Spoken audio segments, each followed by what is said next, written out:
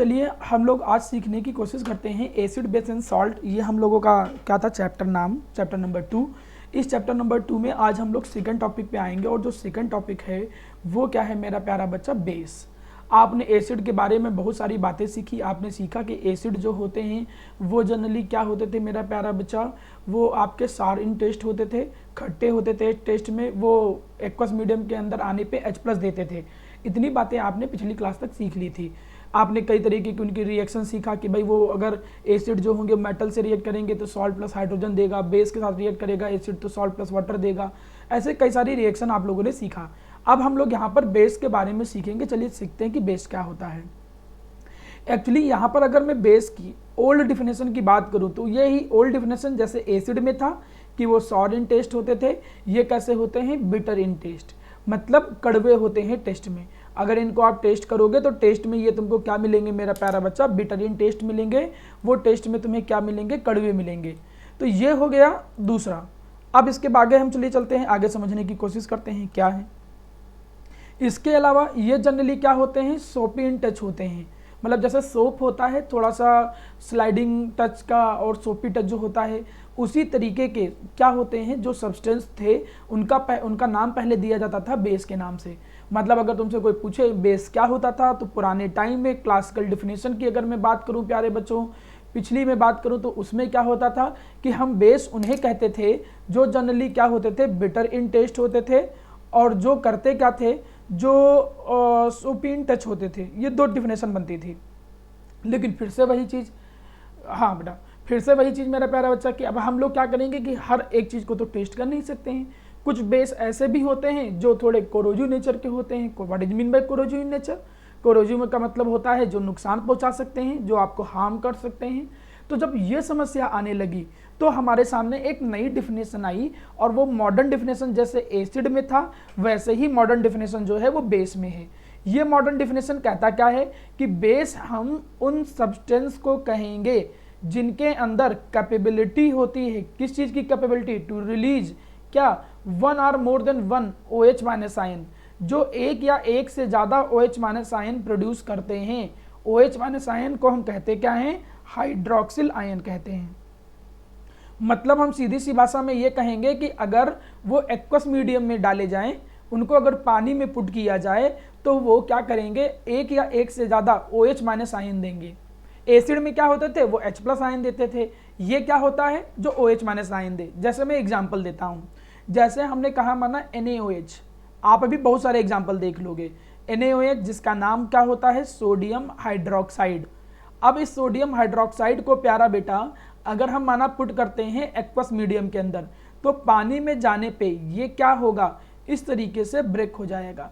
तो देखो ये क्या दे रहा है, हाइड्रोक्सिल आयन दे रहा है। ये हाइड्रोक्सिल आयन दे रहा है तो इसलिए ये क्या कहलाएगा, ये बेस कहलाएगा। और भी एग्जांपल देख लो, जैसे हमने कह दिया कैल्शियम हाइड्रोक्साइड। कैल्शियम हाइड्रोक्साइड को अगर तुम एक्वस मीडियम में रखो, मतलब पानी में डालो, तो ये टूट जाता है कैसे, Ca2+ में और 2OH माइनस में टूटता है। तो ये भी देखो हाइड्रोक्सिल आयन दे रहा है। वहां पर एसिड क्या होते थे, जो H+ आयन देते थे, और बेस क्या होते हैं, जो OH माइनस आयन देते हैं। अब एक बात बहुत अच्छे से समझ लीजिएगा कि जो OH माइनस आयन देते हैं उनको हम कहते हैं बेस। अब कितने number of OH minus ion देंगे इसको बोलेंगे एसिडिटी। वहां पे H+ कितने देता था, कोई भी स्पीसीज, कोई भी एसिड कितने H+ देता था उसको क्या कहते थे, किसी को पता है? वेरी गुड, वेरी गुड बेटा। तो यहां पर कितने नंबर ऑफ हाइड्रोक्सिल आयन देगा, कोई कितने नंबर ऑफ क्या होता है, हाइड्रोक्सिल आयन देता है, उसी को हम लोग मेरा प्यारा बच्चा क्या बोलते हैं, एसिडिटी बोलते हैं। अब मेरी बात थोड़ा ध्यान से समझिएगा। हम लोग क्या करेंगे कि अभी मंडे से या जितनी जल्दी पॉसिबल हो पाएगा तो मैं यहाँ पर 2 डिस्प्ले लगा लूँगा। 2 डिस्प्ले से ये फ़ायदा रहेगा, एक डिस्प्ले पर मैं आपको पढ़ाता रहूँगा जो मैं शेयर कर रहा हूँ, दूसरे डिस्प्ले में आप लोगों को कैमरा ऑन करके रखना पड़ेगा जिससे मैं देख पाऊँ कौन पढ़ रहा है कौन नहीं पढ़ रहा है। उस बेसिस पे इंटरेक्शन थोड़ा ज़्यादा अच्छे से हो पाएगा। ऐसे क्या होता है कि नाम आपका लेना, किससे पूछना है किससे नहीं पूछना, जो ध्यान नहीं दे रहा उससे पूछो। इससे क्लास में जो आपका इंटरेक्शन है वो थोड़ा ज़्यादा अच्छा रहेगा और आप लोग ज़्यादा अच्छे से क्लासेस कर पाओगे और समझ पाओगे। ठीक है, चलिए ध्यान देते हैं। नंबर ऑफ हाइड्रोक्सिल आयन जो होता है, कितने नंबर ऑफ हाइड्रोक्सिल आयन देगा उसे कहेंगे एसिडिटी। मतलब कोई पूछे कि NaOH जो है उस NaOH की एसिडिटी कितनी है, वो कितनी एसिडिटी शो करता है, तो कहोगे 1। कोई पूछे कैल्शियम हाइड्रोक्साइड जो है वो कितनी एसिडिटी शो करता है, तो हम क्या बोलेंगे 2। मतलब कोई भी बेस जितने भी H+ देता है वो उसकी एसिडिटी कहलाती है। टर्म उल्टा है लेकिन यही इसका मतलब है। हमने ज़्यादा चीज़ें नहीं सीखी हैं, केवल 2-3 शब्द मैंने सिखाए हैं। पहला क्या, बेस। बेस की जो पुरानी डिफिनेशन थी, जो क्लासिकल डिफिनेशन थी, बेस की पुरानी डिफिनेशन क्या थी कि बेस वो होते थे जो बिटर इन टेस्ट होते थे, जो कड़वे होते थे और जो सॉपी इन टच होते थे। बाद में नई डिफिनेशन आई, क्योंकि हर हम बेस को टेस्ट कर नहीं सकते हैं, तो नई डिफिनेशन क्या कहता है कि जो एक या एक से ज़्यादा OH- आयन देंगे, विच प्रोड्यूस 1 और more than 1 OH- ion, they are known as base. कोई कितने OH- देता है, that number is known as acidity. अगर कोई एक H+ आयन देगा, कहाँ, एक्वस मीडियम के अंदर, अगर कोई एक H+ आयन देगा तो हम कहेंगे भाई इसकी एसिडिटी 1 है। कोई अगर 2 OH- देगा, कहेंगे भाई हम उसकी एसिडिटी 2 है। कोई 3 OH- देगा, कहेंगे एसिडिटी 3 है। कितने नंबर ऑफ OH- आयन कोई देता है वही उसकी एसिडिटी कहलाता है। अब एक बात समझो, एक्चुअली में कुछ बच्चे बड़ा कंफ्यूज होते हैं। मैं बेस को भी एल्कली ही कहता हूँ, लेकिन हर बेस को नहीं, कुछ बेस। मतलब अगर मैं यहाँ पर समझाऊं तो आप एक तरीके से जो बेस होते हैं, बेसेस जो होते हैं, उनको आप 2 हिस्सों में बांट सकते हो। कौन कौन से 2 हिस्सों में बांट सकते हो? कुछ बेस ऐसे होते हैं जो क्या होते हैं, वाटर सॉल्यूबल होते हैं, जो पानी के अंदर डिजॉल्व हो जाएंगे, जो वाटर सॉल्यूबल होते हैं। और कुछ बेस ऐसे होते हैं जो वाटर इनसॉल्यूबल होते हैं, जो वाटर इनसॉल्यूबल होते हैं। वाटर इनसॉल्यूबल का मतलब क्या, कि ये वाटर के अंदर डिजॉल्व नहीं होते हैं। अब मैं तुमको बता दूं प्यारा बेटा, जो वाटर के अंदर सॉल्यूबल हो जाए बेस, ऐसे बेस को हम एक नया नाम देते हैं, एल्कली नाम देते हैं। इसलिए इस चीज को जरूर याद रखिएगा। स्कूल में टीचर कई बार ये पूछ लेता है कि बताओ बेस और एल्कली में क्या अंतर है। कहोगे कि वो बेस जो वाटर के अंदर सॉल्यूबल हो जाते हैं, उन बेस को कहते हैं एल्कली। क्या हर बेस एल्कली होता है? नहीं, हर बेस एल्कली नहीं होता है, लेकिन हर एल्कली जो होगा वो बेस जरूर होगा। देखिए यहाँ पर एग्जांपल देखिए, समझ में आ जाएगा आपको। यहाँ पर ये क्या कह रहा है कि बहुत सारे जो बेस होते हैं वो इनसॉल्यूबल होते हैं, लेकिन हाउएवर कुछ बेस ऐसे भी होते हैं जो वाटर के अंदर सॉल्यूबल होते हैं। और जो वाटर सॉल्यूबल बेस हैं, जो पानी में डिजॉल्व हो जाते हैं, उन बेस को क्या कहते हैं, एल्कली। जैसे तुम बहुत सारे एग्जांपल देखो, यहाँ पर मैग्नीशियम हाइड्रोक्साइड एक बेस है, मेटल के जो ऑक्साइड होते हैं वो बेस होते हैं, आयरन का जो ऑक्साइड है वो बेस है। लेकिन कुछ बेस ऐसे हैं जो वाटर सॉल्यूबल हैं, वो एल्कली कहला रहे हैं, जैसे NaOH KOH। जैसे एग्जांपल हमने क्या बोल दिया, NaOH KOH। ये ऐसे बेस हैं जो वाटर के अंदर क्या है, सॉल्यूबल होते हैं। तो जरूरी नहीं कि हर बेस सॉल्यूबल हो, लेकिन कुछ बेस ऐसे भी होते हैं जो वाटर में सॉल्यूबल होते हैं, और जो बेस वाटर में सॉल्यूबल होते हैं उन बेस को हम क्या बोलते हैं मेरा प्यारा बच्चा, एल्कली नाम देते हैं। यहां तक की चीजें सिंपल थी, आपको समझ में आ जानी चाहिए थी। चलिए आगे बढ़ते हैं। ये बातें बेस तक की इतनी चीज समझ लेने के बाद चलिए आगे बढ़ते हैं, ध्यान दीजिएगा। हाँ बोलो बेटा। बेटा जो बेस अभी आप देखोगे जो सॉल्यूबल होते हैं, उनको छोड़ के जितने भी बेस नाम देखोगे सब इनसॉल्यूबल होंगे। एग्जांपल बताने जा रहा हूं, ठीक है। देखो जैसे कि अभी एक एक करके एग्जांपल मिल जाएंगे, आप परेशान मत हो, ठीक है। धीरे धीरे एग्जांपल मिलते जाएंगे, पहले सारे बेस तो पढ़ लो, फिर धीरे धीरे आइडिया मिल जाएगा। जैसे सोडियम हाइड्रोक्साइड। अब पहले तो ये देखो कि कौन कौन से बेस होते हैं, उनके यूज क्या होते हैं, ये याद करना पड़ेगा। जैसे एसिड में एक टेबल आई थी, वैसे यहाँ पर भी एक टेबल है। ये टेबल आप लोगों को याद होनी चाहिए, आपको पता होने चाहिए। बहुत सारे बेस जो आपके घरों में यूज होते हैं, या फिर कहीं ना कहीं आप उनको देखते हो अपने सराउंडिंग में। जैसे जो हम जो चौक यूज होती है, जिसे बोर्ड में हम लोग लिखते थे ऑफलाइन क्लासेस में, तो वहाँ पर क्या होता था, ये भी कहीं ना कहीं बेस के कम्बिनेशन से ही बनता है। ब्लीचिंग पाउडर, सोप, डिटर्जेंट, या जो ड्रेनो या जो क्लीनर होते हैं, ठीक है, वो सब। तो ये सब एक तरीके से कुछ अच्छे बेस के एग्जाम्पल होते हैं। अब ध्यान सुनिएगा, एसिड की बातें पढ़ लिया है, बेस की बातों पे आ गए हैं। बेस क्या होते हैं, बिटर इन टेस्ट। बेस क्या होते हैं मेरा प्यारा बच्चा, वो बिटर इन टेस्ट भी होते हैं। और इसके अलावा जब आपने इसकी डिफिनेशन पढ़ा था तो सोपी इन टच आ गया था। बेस की नई डिफिनेशन क्या था कि जो OH- आयन देते हैं, कितने OH- आयन देते हैं, वो एसिडिटी कहलाता है। कुछ बेस वाटर में सॉल्युबल हैं, कुछ नहीं हैं। जो वाटर में सॉल्युबल होते हैं उनको एल्कली कहते हैं, और जो नहीं सॉल्युबल होते हैं वो नॉर्मल बेस कहलाएंगे। आप जैसे एग्जांपल याद कर लो, NaOH KOH एल्कली हैं, और इसके अलावा जैसे जो नहीं सॉल्युबल हैं, देखो यहाँ एग्जांपल दिख रहा है मैग्नीशियम हाइड्रोक्साइड, ये नहीं सॉल्युबल है, तो ये ऐसा बेस है जो इनसॉल्युबल है, जो नहीं सॉल्युबल होता है। तो वो धीरे धीरे एग्जांपल अपने आप याद होते रहेंगे, आपको उतना परेशान होने की ज़रूरत नहीं है। आप जो कुछ अच्छे और बार बार यूज होने वाले बेस होते हैं उनके बारे में थोड़ा समझ लो। उनमें सब में लिखे तो यहाँ पर 6 हैं, लेकिन मैं कहूँगा कि आप अगर 4 भी याद कर लेते हो तब भी आपके लिए सही है, ये भी काम भर का काम चल जाएगा। जैसे सोडियम हाइड्रोक्साइड, सोडियम हाइड्रोक्साइड का जो कॉमर्शियल नेम है, common name, that is caustic soda. मतलब अगर किसी लैब में या इंडस्ट्री में इसका यूज हो रहा होगा तो वहाँ सोडियम हाइड्रोक्साइड नहीं बोलते हैं, वहाँ क्या नाम इसका दिया जाता है, कॉस्टिक सोडा, जिसे कॉस्टिक सोडा कहते हैं। अब इसका यूज क्या होता है इस बेस का, जैसे सोप बनाने में यूज होता है, पेपर इंडस्ट्री में यूज होता है, रिफाइनिंग ऑफ पेट्रोलियम, पेट्रोलियम को रिफाइन करने में, उसको प्यूरिफाई करने में यूज होता है। ऐसे कई जगह पर यूजेज हैं। Next one, potassium hydroxide. इसको ऐसे ना लिख के हम लोग ऐसे ज़्यादा लिखते हैं, ऐसा नहीं कि ऊपर वाला गलत हो गया, लेकिन ऐसे ज़्यादा लिखा जाता है, ठीक है, KOH, पोटेशियम हाइड्रोक्साइड। तो ये कास्टिक पोटास हो गया, कास्टिक सोडा, इसका नाम क्या हो गया, कास्टिक पोटास, कॉमन नेम। देखिए कॉमन नेम धीरे धीरे याद रखना पड़ता है, कहीं भी जरूरत पड़ जाए। क्या तुम पिछले बार क्वेश्चन कर रहे थे ना पहले चैप्टर में, क्या कैल्शियम हाइड्रोक्साइड का नाम स्लेट लाइन नहीं आया था क्या?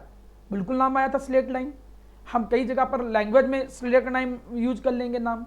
तो जो कॉमन नेम होता है वो कॉमन नेम रैंडमली आपके पेपर में या कई सारी चीज़ों को एक्सप्लेन करते समय या क्वेश्चन में कॉमन नेम यूज कर लिया जाता है, इसलिए कॉमन नेम याद रखना जरूरी हिस्सा है आपके लिए। अब कास्टिक पोटास जो होता है इसका यूज कहाँ होता है, जैसे स्टोरेज बैटरी होती है, जैसे इन्वर्टर वाली बैटरी हो गई, या फिर आप कह दे रहे हो कि सोप के मैन्युफैक्चरिंग में इसका भी बहुत सारे बेस यूज होते हैं। CO2 को एब्जॉर्ब करने में, ये देखोगे आने वाले टाइम में जब CO2 को एब्जॉर्ब करना होता है ना तो पोटेशियम हाइड्रोक्साइड के अंदर डाल देते हैं, CO2 को ये एब्जॉर्ब कर लेता है। तो कम से कम 2-2 यूज याद करना हर बच्चे का कंपलसरी काम है। मैं एक दिन केवल आपसे क्वेश्चन पूछने का डे लगाऊंगा, और क्वेश्चन पूछने वाले दिन में जिस दिन वाइवा की मैं क्लास रखूंगा, जैसे जब 2 चैप्टर हो जाएंगे दैट विल बी इनफ। मतलब आपको मान कर चलो कि 5 चैप्टर टोटल हैं, जैसे 2 चैप्टर कंप्लीट हो जाएंगे then we will take a break, 1 हफ्ते का ब्रेक लेंगे। 1 हफ्ते के ब्रेक में मैं केवल सुनूंगा आपसे, मैं आपसे ऐसे ही डिस्प्ले पे आपको एक एक करके बुलाऊंगा और सब लोग सुनेंगे, सब लोग अपना आंसर बताएंगे, ठीक है। तो ये सब चीज़ें बहुत अच्छे से ध्यान रखिएगा। नेक्स्ट वन बोलो बेटा।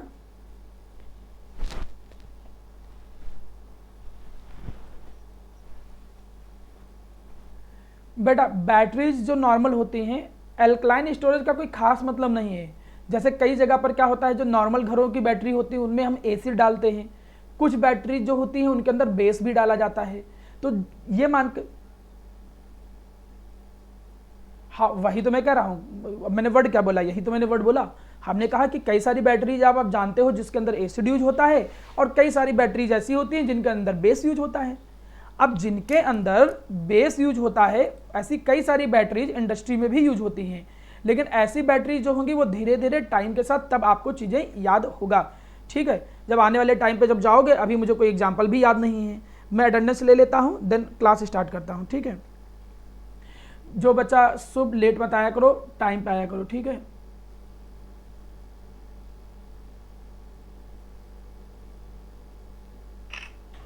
चलिए, यहां तक की बातें पढ़ और समझ लेने के बाद नेक्स्ट अगले पोर्शन पे आते हैं, that is calcium hydroxide. Calcium hydroxide जो होता है उसको स्लेट लाइम नाम दिया जाता है। काफ़ी ज़्यादा स्लेट लाइम के तौर पे इसका नाम यूज हुआ है। इसका यूज हम करते कहाँ हैं, इसका यूज हम करते हैं ब्लीचिंग पाउडर। ब्लीचिंग पाउडर सुना होगा कई जगह पर, कभी कभी स्कूलों में क्या होता था कि खासकर कई स्कूल यूज करते हैं, कई लोग नहीं यूज करते हैं। या कई जगह पर जब हम ड्रेनेज की जगह पर देखते हैं, जब क्लीनिंग करना होता है, वाटर को क्लीनिंग, या फिर गंदगी ज़्यादा हो जाती है तो ब्लीचिंग पाउडर का यूज करते हैं। वाइट कलर का पाउडर होता है, ब्लीचिंग पाउडर को बनाने में भी यूज होता है, in the manufacturing of bleaching powder, ठीक। ये कॉमा है फिर, मतलब ब्लीचिंग पाउडर कैसे बनता है, कैसे कैल्शियम हाइड्रोक्साइड यूज होता है, इसी चैप्टर में सॉल्ट में आगे चल के आ जाएगा ये टॉपिक, तो आप उसके लिए परेशान ना हो। ब्लीचिंग पाउडर मान के चलो, वही बोल रहा हूँ बेटा, ब्लीचिंग पाउडर जो होता है ये एक वाइट कलर का पाउडर होता है जो क्लीनिंग में यूज होता है। जैसे चूना होता है, चूने जैसा ही कुछ अपीयरेंस उसकी होती है। अब मुझे नहीं मालूम है, कई सारे बच्चों ने स्कूल में देखा होगा, किसी के स्कूल में कभी ब्लीचिंग पाउडर की वो किया गया स्प्रेडिंग, जिसमें बहुत गंदी स्मेल आती है, फिर तुम लोग पानी पीने भी नहीं जाते हो या वॉशरूम नहीं जाते हो। हाँ, कई खासकर जो गवर्नमेंट स्कूल होते हैं, गवर्नमेंट स्कूल मीन्स जैसे केवी हो गए या इस तरीके के जो सेमी गवर्नमेंट कह सकते हो, वो लोग ज़्यादा ब्लीचिंग पाउडर ये सब यूज करते हैं। तो ब्लीचिंग पाउडर क्या होता है अगर नहीं पता है, you can search on the net. Otherwise अभी इसी चैप्टर के एंडिंग में जब सॉल्ट आएगा तो वहाँ पर ब्लीचिंग पाउडर की प्रिपरेशन आपके सिलेबस में है, तब वहाँ पर मैं इमेज भी इसकी दिखा दूंगा, ठीक है, परेशान मत हो। तब तक बस ये मान के चलो कि ब्लीचिंग पाउडर एक चूने जैसा व्हाइट कलर का पाउडर है जो डिसइंफेक्टेंट के तौर पे यूज होता है। डिसइंफेक्टेंट मीन्स ये जो बैक्टीरिया जो होते हैं इनसे सबसे बचाव करने के लिए। दूसरा, softening of hard water. Hard water को सॉफ्ट करने में यूज होता है। सर हार्ड वाटर क्या होता है? जिसको सिर पे मार दे चोट लग जाए ना, ये अभी तुम आगे चल के क्या हो सकता है, बीच में कहीं जिक्र आ जाए। दो तरीके के वाटर होते हैं, एक सॉफ्ट एक हार्ड। जैसे जो नॉर्मल घरों में पानी होता है उसे हम सॉफ्ट वाटर की कैटेगरी में लाते हैं। उससे जब हम नहाते हैं तो देखो झाग बनता है, लेदर क्रिएट होता है, क्लियर। लेकिन कुछ वाटर ऐसे होते हैं जिनके अंदर आयन ज़्यादा होते हैं, नंबर ऑफ आयंस काफ़ी ज़्यादा होते हैं, कैल्शियम एंड मैग्नीशियम आयंस काफ़ी ज़्यादा होते हैं। जैसे हम कहते हैं सी वाटर, माना सी वाटर हो गया, आप समुद्र का पानी देख लो, ठीक है। अब ऐसा नहीं, जो सी वाटर है, सी वाटर सोप के साथ लेदर नहीं देगा। अब तुम चाहे तुम सी वाटर में नहाने चले जाओ, अब वहाँ नहा रहे हो, साबुन लगा रहे हो कि हाँ लाइफ बॉय है, जहाँ तंदुरुस्ती है वहाँ, वो भले गाना गा लो, लेकिन वहाँ पर आपका लेदर जो होगा, मतलब जो झाग है वो नहीं बनेगा। क्यों नहीं बनेगा? ये भी टॉपिक आपके 10th के आगे सिलेबस में है, कार्बोनेट्स कंपाउंड में। वहाँ पर देखोगे कि जो हार्ड वाटर के अंदर आयन होते हैं ये सोप के साथ कंबाइन करके एक प्रेसिपिटेट बना देते हैं। अब आपको उतना डीपली नहीं जाना है, यहाँ पर खाली एक कीवर्ड याद रखना है कि जो हार्ड वाटर होता है उसकी हार्डनेस रिमूव करने में, हार्डनेस का मतलब जो लेदर नहीं दे रहा है अब वो लेदर देने लग जाए। जो घरों के पानी है उसमें लेदर बनता है, नहाते तुम लोग देखते हो लेदर क्रिएट होता है, झाग बनता है। लेकिन जो हार्ड वाटर होता है उसमें लेदर नहीं बनता है। हार्ड वाटर क्या होता है? जिसके अंदर आयंस ज़्यादा होते हैं। तो आपने यहाँ पर यूज देखा किसका? कैल्शियम हाइड्रोक्साइड का, कि वो ब्लीचिंग पाउडर बनाने में यूज होता है और हार्ड वाटर को सॉफ्ट करने में यूज होता है। तो देखिए 3 ही याद हो गए। द फोर्थ वन, यहाँ पर फोर्थ वन में क्या है? Magnesium hydroxide. मैग्नीशियम हाइड्रोक्साइड को मिल्क ऑफ मैग्नीशिया कहते हैं कॉमन नेम के तौर पे। इसका यूज एज अ एंटासिड के तौर पे करते हैं। सर एंटासिड क्या होता है? एंटासिड वो होते हैं जो रिमूव करते हैं, क्या रिमूव करते हैं? एसिडिटी। अब एसिडिटी आइडिया लग गया होगा। जैसे कभी कभी क्या होता है कि हमको अपने स्टमक के अंदर एक पेनफुल और इरिटेशन की कंडीशन महसूस होती है, that is known as acidity. तो हम लोग इनो खाते हैं, बहुत सारी चीज़ें खाते हैं, तो वहाँ पे मिल्क ऑफ मैग्नीशिया भी एज अ एंटासिड के तौर पे यूज किया जाता है। जो हमारे स्टमक के अंदर एसिडिटी क्रिएट हो जाती है तो उस एसिडिटी को रिमूव करने के लिए हम लोग कभी कभी एंटासिड्स यूज करते हैं। और उन एंटासिड्स में से बहुत सारे एंटासिड्स ऐसे होते हैं जो मिल्क ऑफ मैग्नीशिया बोले तो मैग्नीशियम हाइड्रोक्साइड के कम्बिनेशन से बनते हैं। तो मैं बेस में से इन 4 को चाहूँगा कि आप लोग ज़्यादा अच्छे से याद करो। ये 4 ज़्यादा, हाँ बोलो बेटा।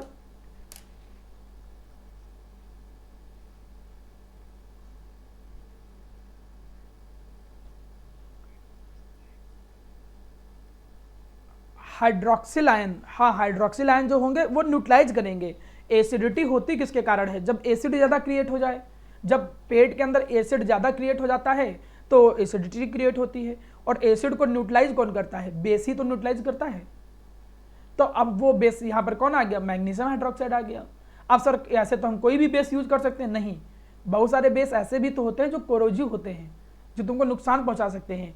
तो ऐसा बेस थोड़ी यूज कर लोगे, पता चला तुम्हारा पेट दर्द सही हो गया, तुम ही खत्म हो गए, ऐसा क्या मतलब? फिर इससे अच्छा कुछ बेस ही ऐसे होते हैं जो एंटासिड के तौर पे यूज किए जा सकते हैं।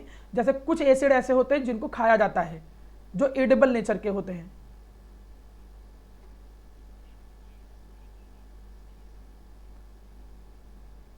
अजीब आदमी हो यार, अभी हमने कहा एसिड के कारण एसिडिटी होती, तुम करो हाइड्रोक्सिल आयन ज़्यादा हो जाते हैं। हाइड्रोक्सिल आयन क्यों ज़्यादा हो जाएंगे? बताओ तो नहीं जरा कुछ, ये कहाँ हमने तुमको पढ़ाया?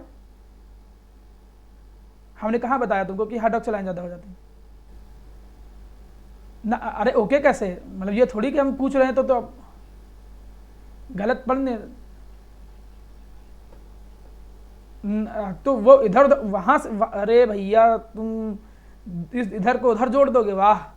वो एसिडिटी टर्म अलग है, उस टर्म को एक नाम दिया गया एसिडिटी, और यहाँ पर जो एसिडिटी की बात कर रहे हैं वो जो पेट वाली एसिडिटी है।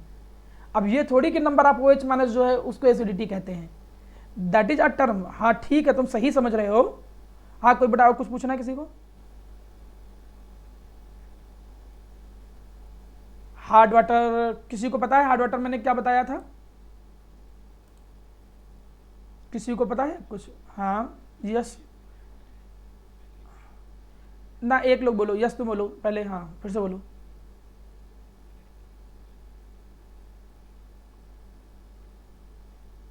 आपकी वॉइस प्रॉपर नहीं आ रही है। अंशिता आप बताओ क्या होते हैं हार्ड वाटर? मैं देखना चाहता हूँ कितने लोगों को क्लियर हुआ है हार्ड वाटर क्या होते हैं।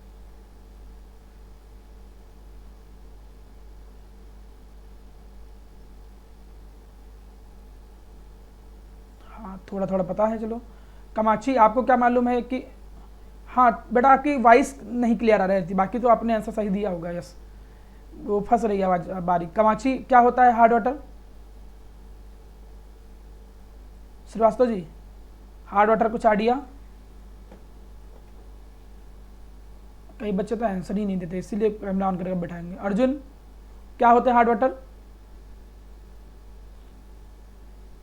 बताओ बताओ, मैं बताऊंगा, टेंशन ना, मैं देख गलत सलत जो भी समझ में आए मैं जानना चाह रहा हूँ खाली ना। अर्जुन प्रकाश वर्मा, या तो ये कहो कि सर नहीं पता है। अच्छा हाँ अंशिता पलक है, ठीक है। लीड होता है व्हेन रिएक्ट विद, जिसमें लेदर नहीं बनता है, ठीक है मैसेज कर रहा है, ठीक है चलो। अब मैं समझाता हूँ। हार्ड वाटर मैंने अभी क्या बताया कि कुछ वाटर ऐसे होते हैं जिनसे अगर तुम क्या करोगे, नहाओगे, सोप यूज करोगे तो लेदर नहीं बनेगा, झाग नहीं बनेगा। जो नॉर्मल ड्रिंकिंग वाटर होता है, जो ड्रिंकिंग पर्पज वाला वाटर होता है, ये सॉफ्ट वाटर होता है, ध्यान दीजिएगा। जो नॉर्मल वाटर होता है ये क्या होता है, सॉफ्ट वाटर होता है। और लेकिन जो कहते हो जो सी वाटर होता है जिसके अंदर मिनरल बहुत ज़्यादा होते हैं, वो कौन सा वाटर होता है, उसे हम लोग बोलते हैं हार्ड वाटर। इतनी चीज़ बहुत अच्छे से याद करके रखिएगा, भूलिएगा नहीं किसी भी तरीके से, क्लियर है? चल अब यहां तक की बातें समझ लेने के बाद चलिए हम थोड़ा आगे बढ़ते हैं, जितनी भी चीज़ें सिखा दी हैं उसके आगे बढ़ते हैं, देखते हैं और क्या क्या चीज़ें तुमको समझ में आई। हमने 4 बेस बताए, ये 4 बेस ही बहुत ज़्यादा मेन है, बाकी बेस उतनी ज़्यादा ज़रूरत नहीं है। अब आता है इनकी केमिकल प्रॉपर्टीज। जैसे एसिड की केमिकल प्रॉपर्टीज पढ़ा था, वैसे बेस की केमिकल प्रॉपर्टीज हैं, कोई कठिन नहीं है। आप लोगों को बेटा मेरी आवाज़ आ रही है? एक लोग कोई लोग बोल दो। हाँ ठीक है। हमने कहा कि मेरे सामने जो केमिकल प्रॉपर्टीज हैं उस केमिकल प्रॉपर्टीज में अगर मैं जाऊं तो केमिकल प्रॉपर्टीज लगभग लगभग बिल्कुल वैसे हैं जैसे एसिड की थी। जैसे एसिड और बेस मिलकर सॉल्ट एंड वाटर बना रहे थे, तो यहाँ बेस एंड एसिड मिलकर सॉल्ट एंड वाटर बना देंगे। वहां पर क्या था कि कोई भी मेटल जब एसिड से रिएक्ट करता था, याद करो वहां पर एसिड में क्या पढ़ा था कि कोई भी एक्टिव मेटल जब एसिड से रिएक्ट करता था तो क्या बनाता था, वो बनाता था सॉल्ट प्लस हाइड्रोजन गैस। यहां पर क्या होगा मेरा प्यारा बच्चा कि कोई भी मेटल जब बेस के साथ कंबाइन करेगा तो सॉल्ट प्लस हाइड्रोजन गैस बनाएगा। वही सेम चीज है, चाहे एसिड प्लस बेस कह लो, चाहे हम यहां पर क्या बोल दे मेरा बच्चा, बेस प्लस मेटल कह लो, गलत बोल गया मैं, चाहे एसिड प्लस मेटल कह लो, वो भी सॉल्ट प्लस हाइड्रोजन देते थे, और बेस और मेटल जो होते हैं वो भी सॉल्ट और हाइड्रोजन जो होते हैं देते हैं। ये इतनी चीजें आप लोगों को थोड़ा सा पता होनी चाहिए थी। चलिए मैं क्लास ज्वाइन कर लेता हूं जिससे मुझे पता चले कि कितने लोग प्रॉपर क्लास कर रहे हैं, ठीक है।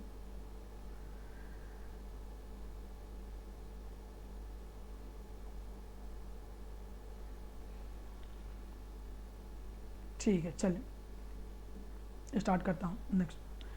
अब यहां तक की बातें समझ में आ गया, जैसे मेटल और एसिड सॉल्ट प्लस हाइड्रोजन देते हैं, वैसे मेटल प्लस बेस भी सॉल्ट प्लस हाइड्रोजन देते हैं। रिएक्शन देखो, जैसे रिएक्शन में बना आ गया जिंक प्लस सोडियम हाइड्रोक्साइड। यहां पे उतनी ज्यादा रिएक्शन नहीं है, इसमें कुछ ही है। इसमें जो तुमको बहुत अच्छे से ध्यान देना पड़ेगा, जो चीज़ थोड़ा दिमाग लगाना पड़ेगा, वो क्या, सॉल्ट। यहाँ का सॉल्ट थोड़ा अलग टाइप का है। यहाँ पर हाइड्रोजन गैस तो मिल रही है, लेकिन जो सॉल्ट बन रहा है वो जिंकेट बनता है। अगर जिंक लिया है तो जिंकेट, एल्युमिनियम लिया है तो एल्यूमिनेट, इस तरीके के। अब जिंकेट क्या होता है, जिंकेट होता है ZnO2, जिसकी वैलेंसी कितनी होती है 2, और सोडियम इसकी वैलेंसी कितनी होती है 1। तो यहाँ पर ZnO2 मत लिखो, इसको ZnO लिख दो। अब क्रॉस मल्टीप्लाई करोगे, ZnO2 हो गया, सॉरी ZnO2, हाँ। अब क्रॉस मल्टीप्लाई करोगे, देखो क्या आ जाएगा फॉर्मूला, Na2ZnO2, ये आ गया सोडियम जिंकेट। तो फॉर्मूला इसका जरूर ध्यान रखना है, क्योंकि ये सॉल्ट जो बन रहे हैं, कई बच्चों को इन सॉल्ट के फॉर्मूले नहीं याद होते हैं, तो यहां पर ये बनाएगा क्या, सोडियम जिंकेट बना देगा। वैसे ही एल्युमिनियम जब सोडियम हाइड्रोक्साइड के साथ रिएक्ट करता है वाटर की प्रेजेंस में, तो ये सोडियम एल्यूमिनेट प्लस हाइड्रोजन बनाता है। देखिए ट्रेंड वही है, तरीका वही है, कुछ अलग नहीं है। जैसे मेटल और एसिड सॉल्ट प्लस हाइड्रोजन देते थे, बस अंतर क्या थे, यहाँ के सॉल्ट थोड़े आसान बनते थे, जैसे magnesium chloride, sodium sulphate, sodium nitrate, ऐसे करके आराम से बन जाते थे। बेस वाले थोड़े से हल्के से ध्यान देने लायक हैं। अगर माना जिंक की रिएक्शन कराएंगे सोडियम हाइड्रोक्साइड से, तो सोडियम जिंकेट बन जाएगा। एल्युमिनियम की कराएंगे तो सोडियम एल्यूमिनेट बन जाएगा। अब बच्चों के मन में आएगा कि सर ऐसे कितने हम याद करें, ऐसे तो हमको हर एक का क्या फॉर्मूला याद करना पड़ेगा, तो नहीं, आप केवल एक या दो जो हमने यहाँ रिप्रेजेंट किए हैं, दैट आर इनफ। आप अपनी बुक एनसीईआरटी में जाइए, जितनी रिएक्शन एनसीईआरटी में रिप्रेजेंटेड हैं, चाहे बीच में चाहे अलग से दी गई हैं, केवल उतने ही रिएक्शन बोर्ड एग्जाम में आने के चांस होते हैं। बाहर की रिएक्शन रेयरली चांस है कि अलग से कहीं कोई ज़रूरत पड़े। तो उस पॉइंट ऑफ व्यू से मैं केवल इतना कहना चाहूँगा कि आप जितने दो एग्जाम्पल हमने यहाँ दिए हैं, that are enough for the learning purpose. तो पहली रिएक्शन क्लियर हो गई कि जैसे एसिड मेटल के साथ सॉल्ट प्लस हाइड्रोजन देते हैं, वैसे बेस भी मेटल के साथ सॉल्ट प्लस हाइड्रोजन गैस देते हैं। नेक्स्ट रिएक्शन, एक बात सुनो, हमने एक बात सिखाई थी, देखिए किसको याद है, मेटल के ऑक्साइड किस नेचर के होते थे, किसी को याद है? हमने उस समय रिएक्शन कैसे बताया? हाँ, वेरी गुड। कई बच्चों का आंसर आया, एक बच्चे ने खाली गलत दिया। मेटल के ऑक्साइड हमने बताया था कैसे होते थे, बेसिक नेचर के होते थे, ये बताया था। और वहीं हमने सिखाया था कि नॉन मेटल के जो ऑक्साइड होते हैं, नॉन मेटल के, वो नॉन मेटल के ऑक्साइड कैसे होते हैं, एसिडिक। उल्टा, अब अगर ये एसिडिक होते हैं तो ये हो गया एसिड, ये हो गया बेस, और एसिड और बेस मिलकर बनाएंगे क्या, सॉल्ट प्लस वाटर। तुम बहुत रिएक्शन मत याद रखो, ये जनरल फॉर्मेट याद रखो कि जो जनरल फॉर्मेट हमने दिया है वो जनरल फॉर्मेट याद होना चाहिए। जैसे हमने कहा CO2, CO2 एक नॉन मेटल का ऑक्साइड है। पहला कोई डाउट, कोई क्वेश्चन? ठीक है, अब हमने कहा CO2 एक नॉन मेटल का ऑक्साइड है क्योंकि कार्बन एक नॉन मेटल है। ठीक, अभी अगला एक चैप्टर आएगा कि मेटल नॉन मेटल क्या होते हैं, तो पता चल जाएंगे, कुछ मेटल होते हैं कुछ नॉन मेटल होते हैं, क्लास 9 में भी पढ़ाया जाता है। तो कार्बन एक नॉन मेटल है, और ऑक्साइड क्यों है, क्योंकि ऑक्सीजन के साथ जुड़ा है। देखो, तो ये नॉन मेटल का ऑक्साइड है, तो ये एसिडिक नेचर का होगा। और एक बेस ले लेते हैं, बेस जैसे सोडियम हाइड्रोक्साइड, तो ये हो गया एसिडिक, ये है बेस। तो एसिड और बेस मिलकर बनाएंगे क्या, सॉल्ट प्लस वाटर, तो वाटर तुमने बना दिया। और सॉल्ट क्या होगा, इसका Na हिस्सा और इसका ये वाला हिस्सा, तो इसके साथ कंबाइन होकर ये बनाता है Na2CO3। ये एक अलग तरीके का है, सोडियम कार्बोनेट, ये बनाया क्या, सोडियम कार्बोनेट। ये सॉल्ट सुना भी होगा, कोई पहली बार नहीं बता रहा हूँ, इसका फॉर्मूला आपने 9th में जरूर लिखा होगा। तो अब आपको कई सारे एग्जाम्पल नहीं करने हैं, आपको बस एक एक करके क्रम वाइज चीज़ों को थोड़ा ध्यान से समझना है। जितनी भी चीज़ें पढ़ा है उसको आपको कलेक्टिव रूप से प्रॉपर वे से समझना है। मैं नेक्स्ट क्लास में एसिड और बेस जितना पढ़ाया हूँ, मैं उतने का पहले केवल रिवीजन कराऊंगा नेक्स्ट क्लास में, और आपसे क्वेश्चनिंग करूंगा, जिससे मुझे ये पता चले कि शुरू का समझ में आया है। क्योंकि एसिड और बेस जब ये दो कॉन्सेप्ट क्लियर होंगे, देन आगे की चीज़ें ज़्यादा अच्छे से समझ में आएंगी। दो रिएक्शन पढ़ चुके हो, बताओ बेस और मेटल, बेस और मेटल मिलके क्या बनाते हैं, व्हाट द बेस और मेटल। हाँ, very good, base and metal जो होते हैं वो कंबाइन होके क्या बनाते हैं, सॉल्ट प्लस वाटर। वाह, सॉल्ट एंड वाटर बनाते हैं, बेस प्लस मेटल। हाँ, हाइड्रोजन गैस बनाते हैं, तुरंत का तुरंत भूल जाते हो। ये अभी जो हमने सिखाया वो क्या सिखाया, बेस प्लस नॉन मेटल का ऑक्साइड। बेस और नॉन मेटल का जो ऑक्साइड होता है वो बनाते हैं सॉल्ट प्लस वाटर। और वो भी हमने याद कैसे कराया कि बेस तो बेस है ही और नॉन मेटल के ऑक्साइड एसिडिक होते हैं, तो एसिड और बेस पहले ही याद कर चुके थे, सॉल्ट एंड वाटर, तो उससे तुमको याद आ जाएगा। यहाँ पे थर्ड रिएक्शन पे आते हैं, चलिए देखिए। अब अगला कॉन्सेप्ट, बेस भी यहाँ पर दो तरीके से तुम बांट सकते हो। कैसे दो तरीके से बेस बांट सकते हो, स्ट्रॉन्ग एंड वीक। ये तुम पहली बार नहीं पढ़ रहे हो, ये एसिड में पढ़ा था, जो एसिड में पढ़ा था वैसा यहाँ है। स्ट्रॉन्ग एसिड क्या होते थे, देखिए किसी को याद है, मैं शुभ, तुमको याद है क्या, किसको याद है स्ट्रॉन्ग एसिड क्या होते थे? कोई एक लोग, हर्ष, ईशान, दोनों में से किसी को याद है क्या होता था स्ट्रॉन्ग एसिड?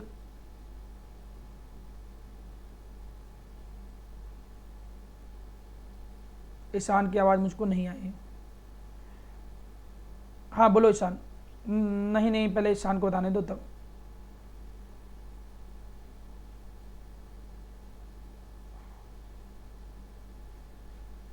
H+2 तो उसमें टूट जाते थे, लेकिन केवल इतना। और कोई दूसरा कोई बताना चाहेगा, कुछ तुम बताओ क्या होता था स्ट्रॉन्ग एसिड?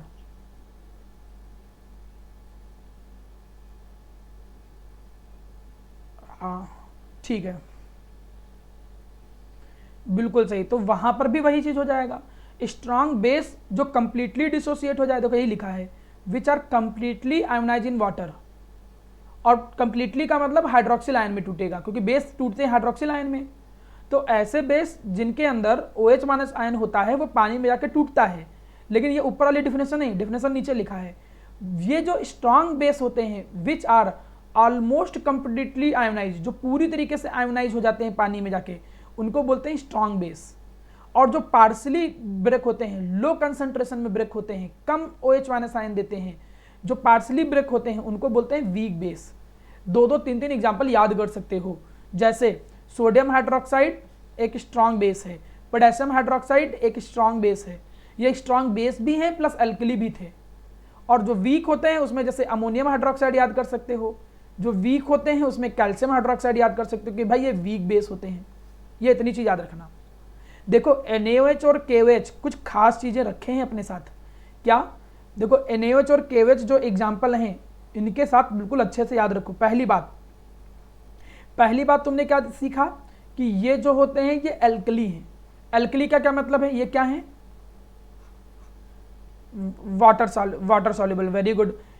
हाँ, NaOH और KOH जो होते हैं वो स्ट्रॉन्ग बेस हैं। इस बात का मतलब हुआ कि ये कंप्लीटली डिसोसिएट हो जाते हैं। एक और प्रॉपर्टी, NaOH और KOH के अंदर एक और प्रॉपर्टी है, third one, they are deliquescent in nature. Sir what is mean by deliquescent in nature? Deliquescent वो होते हैं जो एब्जॉर्ब कर लेते हैं moisture from the air and get liquefied. जैसे तुम कभी कभी देखते हो कि हम लोग कुछ बिस्किट रख दें या नमक खुला रख दो, नमक का अगर तुम डिब्बा घर में बंद करके ना रखो और खुला छोड़ दो, तो देखो वो नमक क्या करेगा, मॉइस्चर को एब्जॉर्ब करके हल्का हल्का वेट हो जाएगा। अदरवाइज तुम बिस्किट खुले छोड़ दो थोड़े टाइम के लिए, तो अगर वो बिस्किट ज़्यादा पोरस होगा तो वो भी कभी कभी मॉइस्चर को एब्जॉर्ब करके हल्का हल्का वेट हो जाता है। कई सारी चीज़ें तुमने ऑब्जर्व की होंगी जो क्या करते हैं कि अगर उनको खुला छोड़ दो तो वो मॉइस्चर को एब्जॉर्ब करके वेट हो जाते हैं। इस प्रॉपर्टी को बोलते हैं डिलिक्विशेंट इन नेचर। ठीक है। और NaOH और जो KOH होते हैं ये डिलिक्विशेंट नेचर के होते हैं। कभी जब लैब में जाओगे तो देखोगे NaOH की वाइट कलर की ऐसे ऐसे गोलियां होंगी, जैसे टेबलेट नहीं होती हैं वैसे हल्का सा ट्रांसपेरेंट टाइप, बिल्कुल ट्रांसपेरेंट नहीं, जैसे माना कपूर की जो गोलियां होती हैं, ठीक, बिल्कुल वैसे ही जैसे कैंसर की होती हैं गोलियां, बिल्कुल वैसे ही होती हैं NaOH की। और उनको जब तुम अपने पाम में लेके चलोगे, जैसे उनको अपने पाम में लेके चलोगे तो देखोगे कि वो क्या हो जाएगा, वेट हो जाएगा। इवन वहां पर मॉइस्चर को एब्जॉर्ब करके तुरंत वेट होने लग जाएगा। तो ये जो प्रॉपर्टी रखते हैं उनको बोलते हैं डिलिक्विशेंट। कोई बोले डिलिक्विशेंट प्रॉपर्टी का क्या मतलब है, तो कहोगे कि जो मॉइस्चर को एब्जॉर्ब करके थोड़ा सा वेट हो जाते हैं उनको बोलते हैं डिलिक्विशेंट। तो NaOH डिलिक्विशेंट भी होते हैं, NaOH स्ट्रॉन्ग बेस भी होते हैं, KOH और एल्कली भी होते हैं। तो ये एग्जाम्पल बड़े काम के हैं दोनों। तो ये प्रॉपर्टी समझ में आ गई होगी, कोई कठिन प्रॉपर्टी नहीं है। चलिए 4 क्वेश्चन कराता हूं, देन भेज देता हूं आपको। ठीक है, आज की क्लास कंप्लीट करता हूं। जरा बताएं आप क्या डिफरेंस है बेस एंड एल्कली के बीच में, केवल नाम बताओ जो बता सकता हो केवल। समीर सिंह बता पाओगे बेस और एल्कली में क्या अंतर है? समीर और शताक्षी में से कोई एक, what is the difference between base and alkali? Sameer Singh और शताक्षी, मंडे से कैमरा ऑन करवा के बैठूंगा तब तो आंसर देना ही पड़ेगा। मैं सबके घर पे बात भी करूंगा कि बोलने का इंतजाम करवा दें। शताक्षी वैसारी कि नहीं बताओ, बेस और एल्कली में क्या अंतर होता है शताक्षी?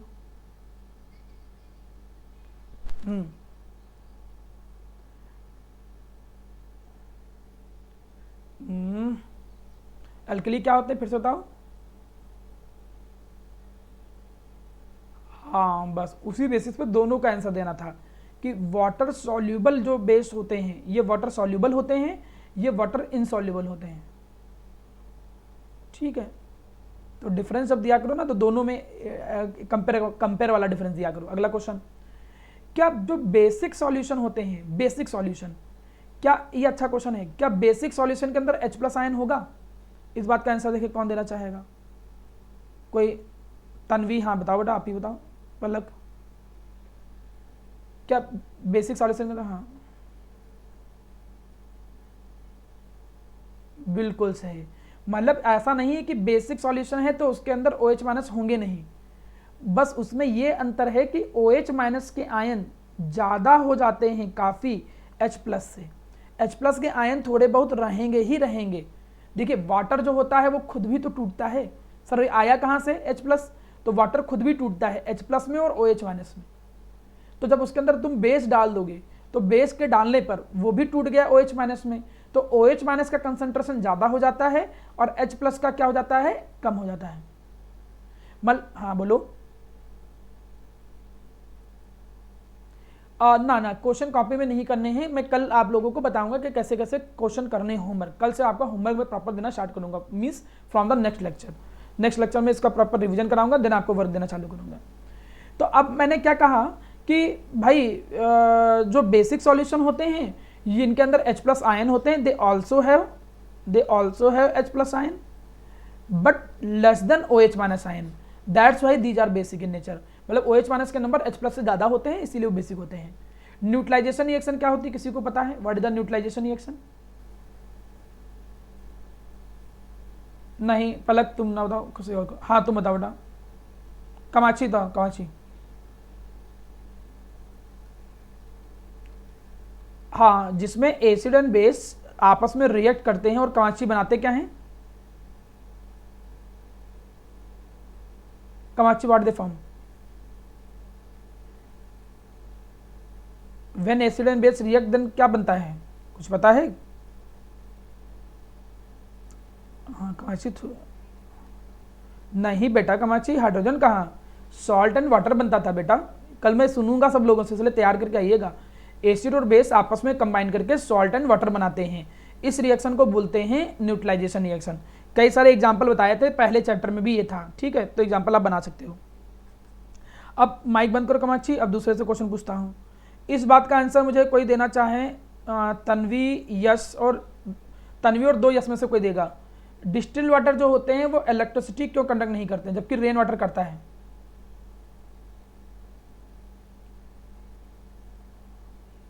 हाँ ठीक है, सही, तीनों सही हैं।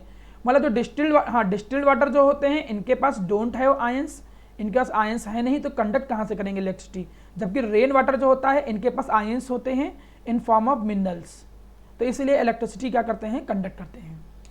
तो आज की क्लास में मैंने आप लोगों को बेस के बारे में सारी जानकारी दी।